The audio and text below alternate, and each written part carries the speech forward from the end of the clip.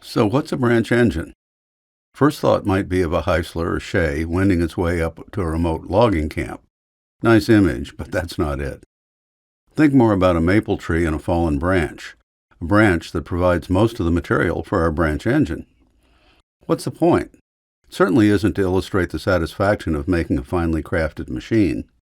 In fact, it's really the opposite. The idea is to see just how crude and ugly a thing might be and still give a hint of a functional engine. And here's the result. This was cobbled together without any drawings, sketches, or even well-thought-out dimensions. It started with a short length of the maple branch for the cylinder, selecting a cylinder bore of 5/8 inch, about 16 millimeter, essentially arbitrarily. The idea was to try to hold geometric relationships such as perpendicularity, parallelism, and in-plane constraints only when necessary for function, and exaggerate deviations for non-critical relationships and shapes whenever possible. This helps illustrate relationships that are important and those that aren't. But beyond that, let's see whether something that looks more like a tree than an engine might give some insight into factors that affect engine performance. The good news is that the branch engine runs, and even at quite low pressure.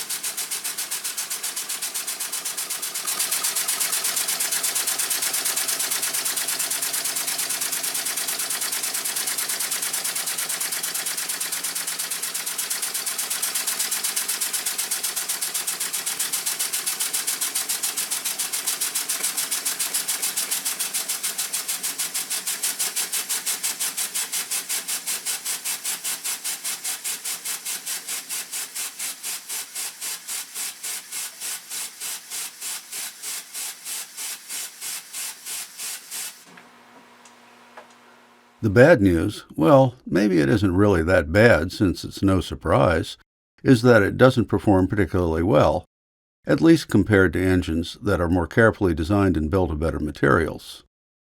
In fact, considering the original goals, this first version of the branch engine was a failure. It's not as ugly as it might have been, and it assumes geometric relationships that aren't absolutely mandatory for it to run. But that's getting ahead of our story.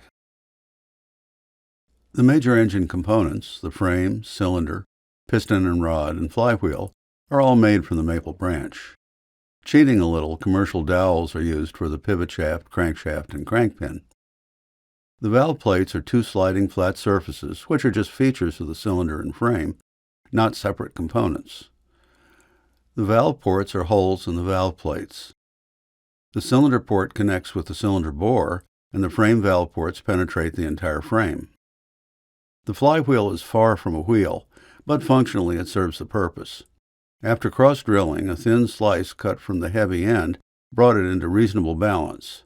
A flywheel doesn't need to be round to be effective. It just needs to be sufficiently balanced to minimize vibration.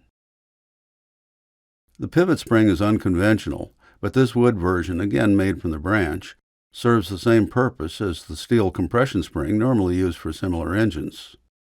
All bearing surfaces are wood on wood, and initial engine runs didn't use lubrication. This engine is a simple, single-acting oscillator.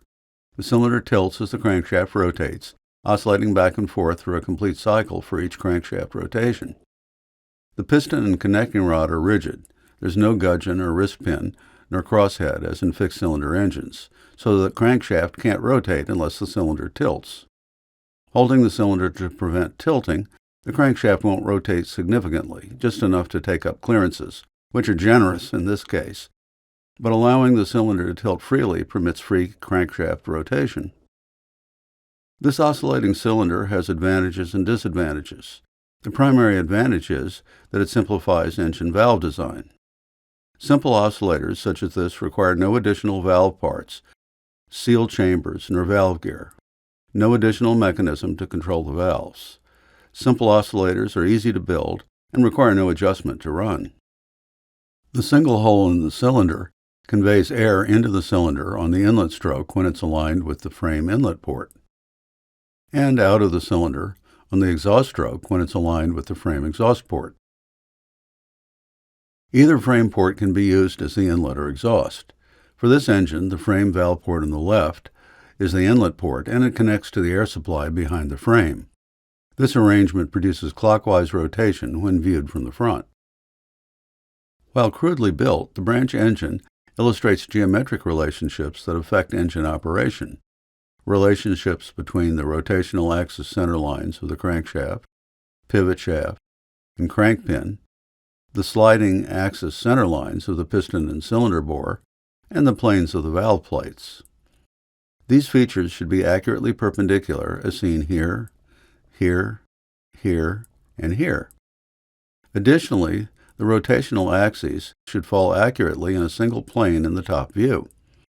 If all of these conditions aren't met, the mechanism can bind, and this binding is a likely cause of problems with the newly built oscillator. Here's an illustration of a mechanism that meets the perpendicularity requirement for all but the crankshaft axis alignment. The crank pin to rod and bearing axes are misaligned, and the mechanism would bind. The cure for minor binding is to open joint clearances, and we saw an example of adding clearance in the branch engine. The backlash results from significant joint clearances. Misalignment of the valve plate planes to the pivot axis causes another problem.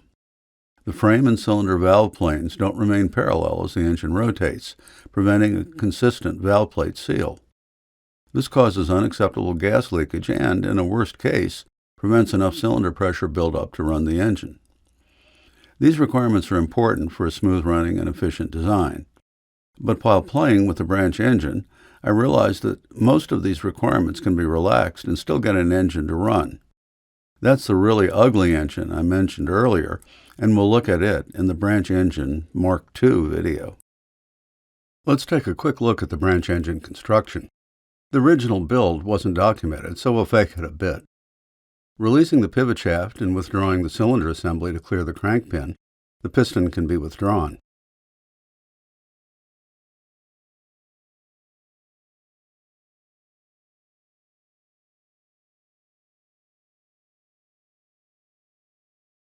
The piston is the closest to a part that might be made for a more serious engine, turning it to match the cylinder bore, with just enough clearance to slide freely but provide a passable air seal.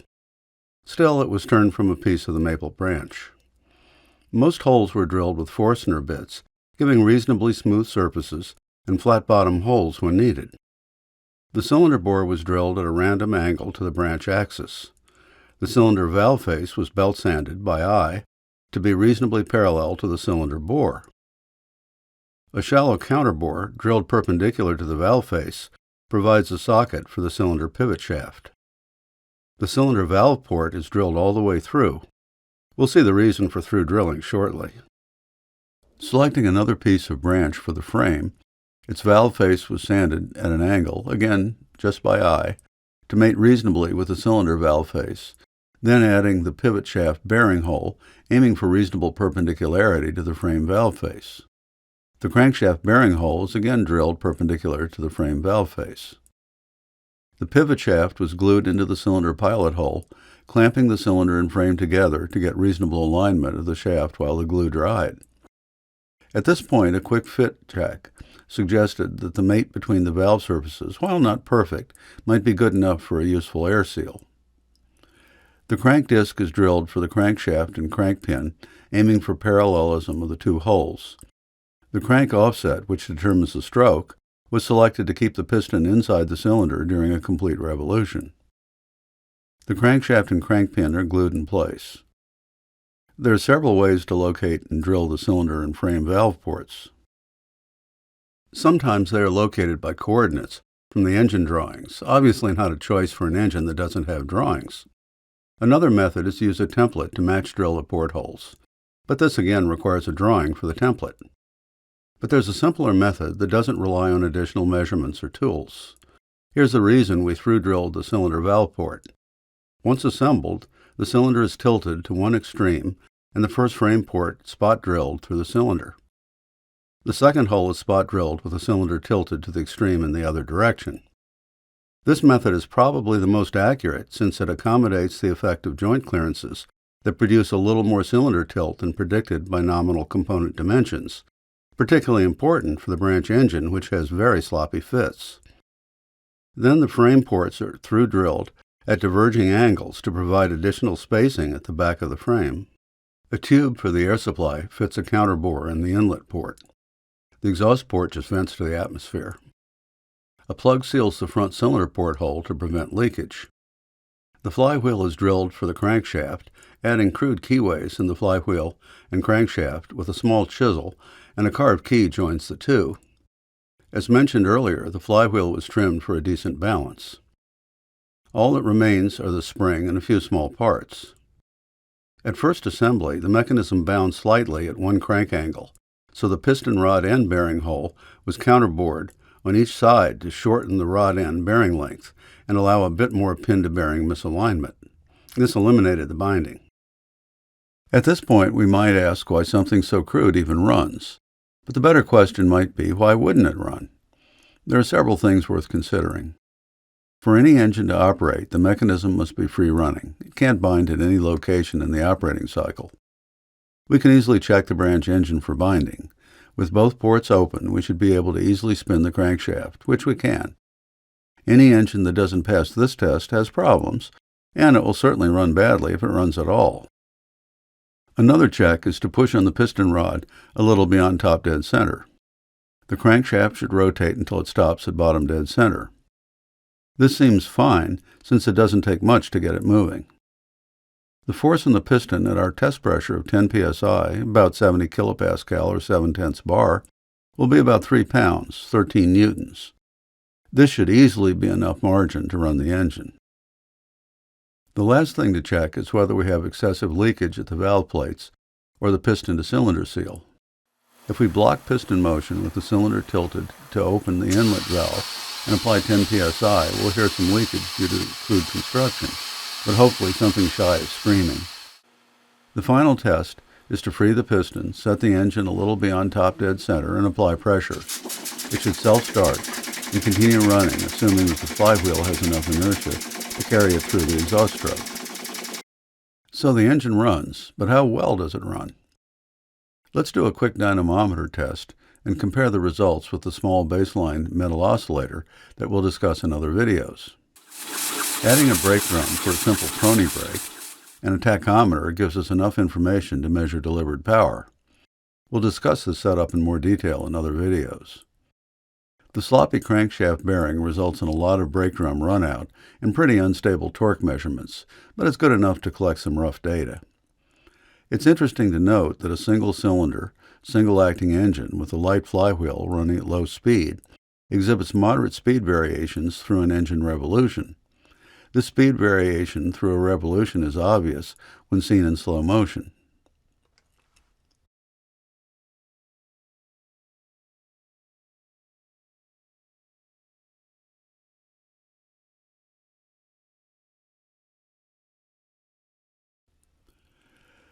This makes it a little tricky to get stable average speed measurements, so we'll take 2-second speed averages to settle down the variations.